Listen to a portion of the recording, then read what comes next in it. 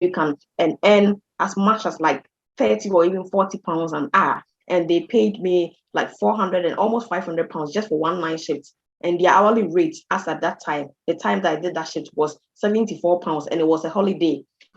Yeah, so whether you are a registered nurse or healthcare assistant, if you come into the UK, there are so many options for you to actually make more money.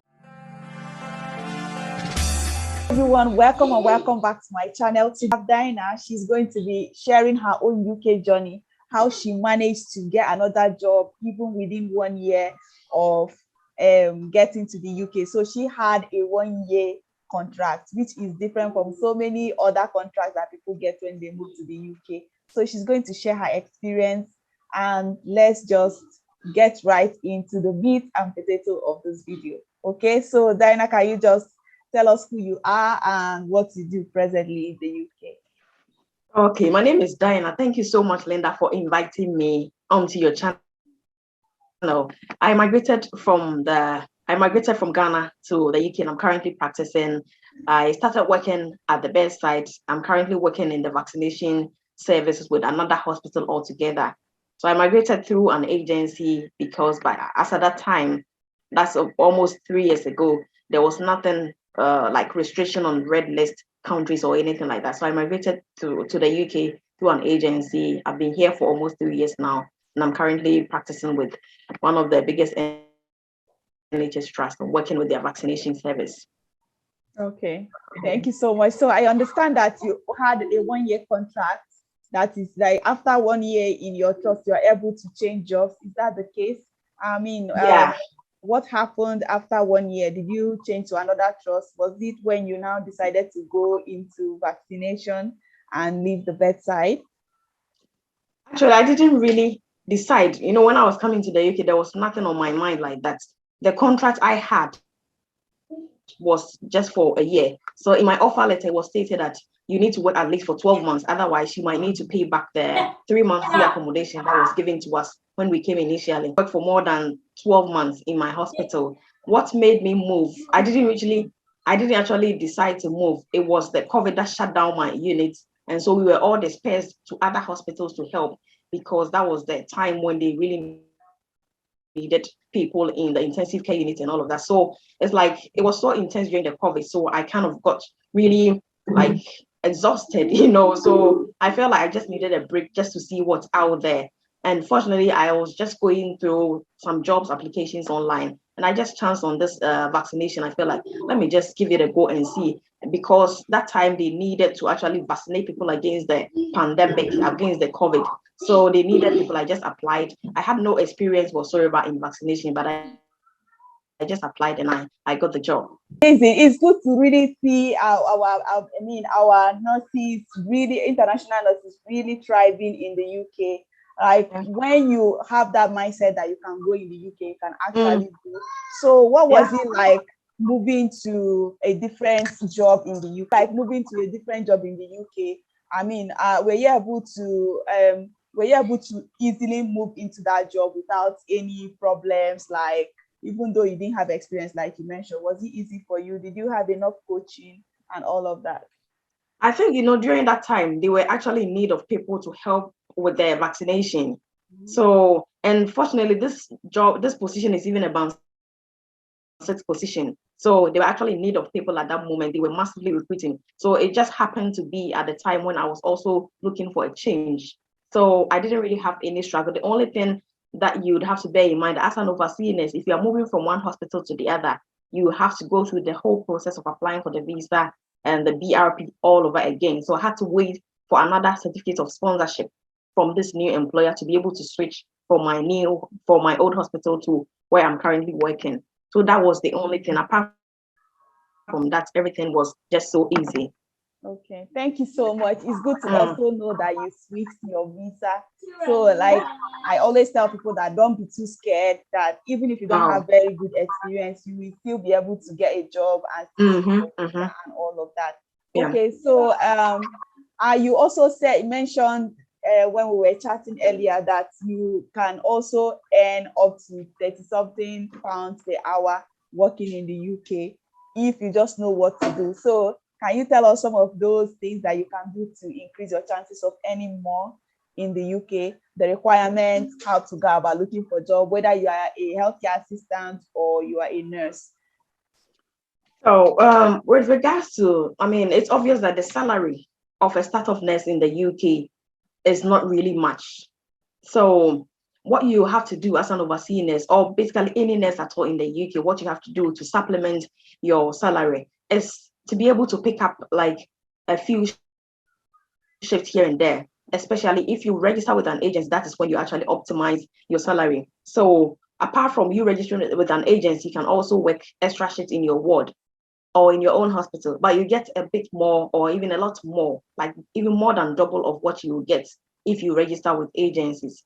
So those are some of the ways that you can actually supplement your income here in the UK. So it's not that bad, because if you're working at the bedside, you do work like 3 long days in a week. So you've got like 4 days in between in the week that you can actually use even a day or two out of those off days to pick up extra shifts with agencies, and you can earn as much as like 30 or even 40 pounds an hour working with an agency. That's even more than a double of what you actually get in your own hospital as a band 5 nurse. Okay, so to get those agencies that pay up to 30 pounds per hour, 40 pounds per hour, even 50 something pounds per hour, what do you need to do? Do you have to do anything extra? Is it going to be a different qualification, or what are the requirements? How do you go about it? So the only thing is, once you get to the UK, don't be in a rush to register with agencies. So at least give yourself some time. Even in your own hospital, each hospital have their own policies. For you to even do extra hours in your own hospital, some of them will tell you have to work for at least 3 months. But with the agencies, they normally expect you to work at least 6 months before they can before they can trust you enough to send you to other hospitals. Because with an agency, as an agency nurse, you move from one hospital to the other. You are not stationed at one place. So you don't really need any extra qualification or experience, but at least they want at least a minimum of 6 months experience here in the UK. Another thing is, if you drive, it gives you an advantage, because some of the agencies may give you shifts that are so far away from where you live. But if you drive, it's always easy. Even if you don't drive, you can still take public transport, but it's much easier if you drive. So you also need to be confident enough to have that courage to go to another hospital, because even sometimes in your own hospital, you do struggle with a lot of things. You keep asking questions. So how much more going to another hospital that you don't even know?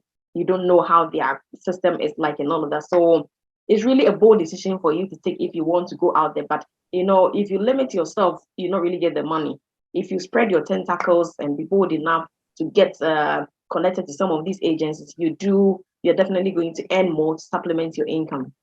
Okay, thank you so much for sharing this. I really appreciate you taking your time to share your experience here, because I want really people to know that in the UK you can still do your best, whether you want to earn more or you want to excel in your career. It's just for you to ask questions, be comfortable enough and confident enough to go for actually what you really want. Planning to move to the UK and you're just worried about whether you're going to be comfortable or not, let this thing be a sign for you that you can actually make it in the UK. Yeah, once you're able to open up yourself to opportunities that are abound, and also make plans to do your best, then you will see yourself swimming in a lot of opportunities that people are even wondering where you are getting all those things from. Yeah. So thank you so much, Dina, for that. What are the things that you have to bear in mind when you are looking for an agency? Because I know some agencies, they even pay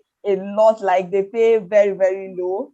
And some agencies, they pay really very well. Because before I moved out from the UK, I noticed that some people are earning a lot with agencies. So what is the secret? How do you find the best agencies? What are the things you have to consider when you are looking for an agency? I mean, what are the kind of questions you ask them so that you'll be able to make the best out of any of those agencies that you decide to join? Yeah. So once you've realized that you've gotten enough experience, you think you are confident enough to go out there and to work in other hospitals, what you need to do is just to start looking online for agencies that is within your area. Because if you look for agents that are so far away from you, it's obvious that the shifts that they have will be centered around where they are located. So there are so many agencies that are paying as high as £51 per hour for a night shift. I did a video on my channel in which I shared how much an agency paid me, and they paid me like 400 and almost £500 just for one night shift. And their hourly rate, as at that time, the time that I did that shift, was £74, and it was a holiday.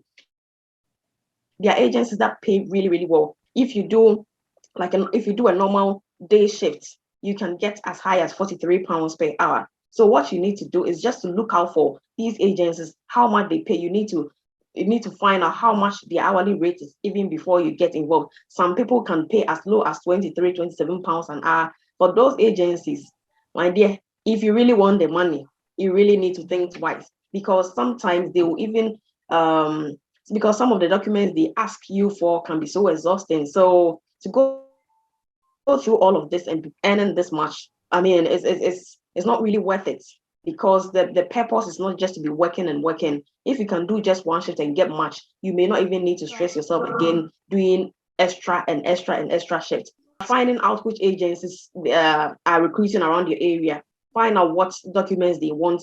Normally the documents they ask for is your qualifications and also your competencies. So some of them can accept the competencies you already have in the hospitals.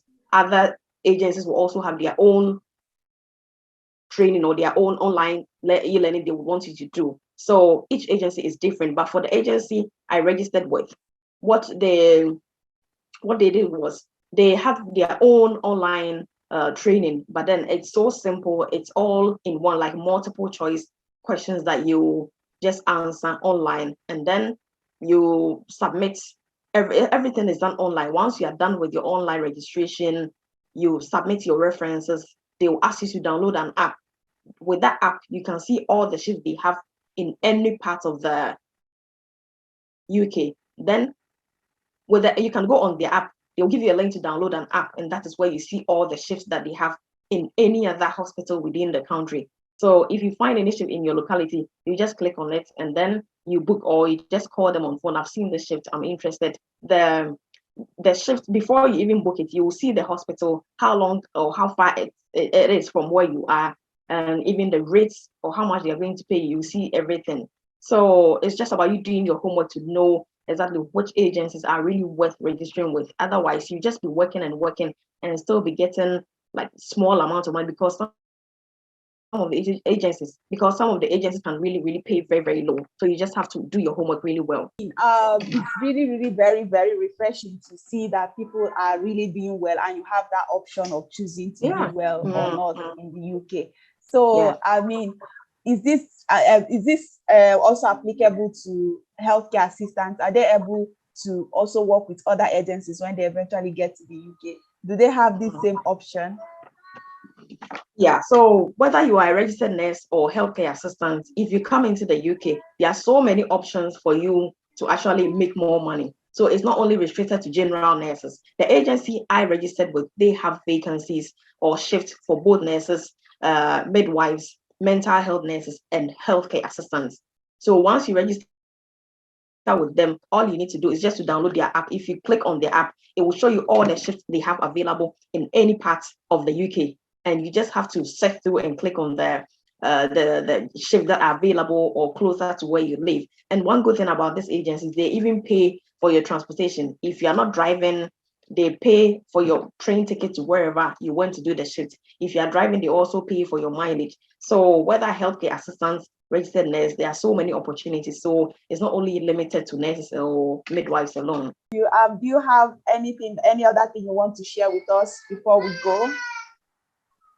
Oh, what I want to share with you, because we always have this notion that when you come into the UK as an overseas nurse, there are no opportunities for you, but you just have to put yourself out there. Because I didn't even expect that I was going to move from a band 5 to a band. I didn't even expect that I was going to move from a band 5 to a band 6 as an overseas nurse. I thought it was not even for us, you know. But then what you need to do is, when you come to the UK, do not limit yourself to where you are working. Just be bold enough to be able to pick up shifts, even in your own hospital. Be bold enough to work overtime in so many other wards. the more you do that, the more you get exposed to what is being done in other wards. You do learn a lot. So for instance, if you're working in a gastro ward, do not limit yourself to be doing overtime in only your gastro ward. Go to an orthopedic ward, go to the outpatient, go to the infection control department, see what is done. And it's not just about going to see. If you see overtime shift, that's what I mean. Just pick up those shifts, go and work there and see what is done. The more you do that, the more it builds up your confidence. You meet people, that is when you get to know of opportunities in other areas. And then the more you do that, it becomes easier for you to even apply for jobs if you want to move your career to the next level.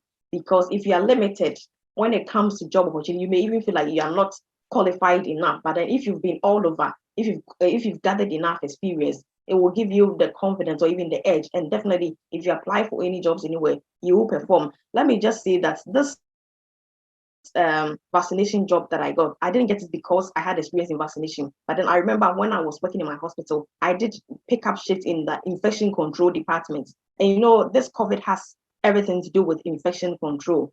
So when I was even applying for the job, I made sure in my cover letter, I mentioned that I have a bit of experience in the infection control, not because I was working as an infection controller, but just because in my old hospital, I used to go to the infection control whenever I see a shift or overtime shifts. I used to go there, even if it was just a half day. So that was what I did. I gathered a lot of experience all over. So wherever you find yourself, at least you've got a bit of experience here and there. So you put it all together, and then it moves you to that career ladder that or wherever you want to get. So do not limit yourself alone to wherever you are. Just explore other opportunities. Even if you have to pick up shit to go to nursing home, please do that.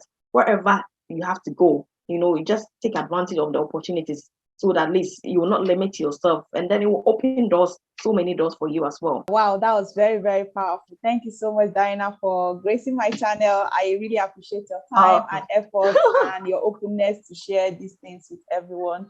So thank you everyone for watching. I hope you learned one or two things from this interview, and let me know what you think in the comment section. I'm going to leave the link to her channel in the comment section and in the description of this video, so that you'll be able to check out her content as well. And if you have any questions, do not hesitate to let us know what you think, what you're working on, and what your challenges are in the comment section, and we'll do our best to answer you as much as we can. So thank you everyone, and thank you, Dina, and we will see you, Lynda. videos. Okay, bye. All right, bye-bye.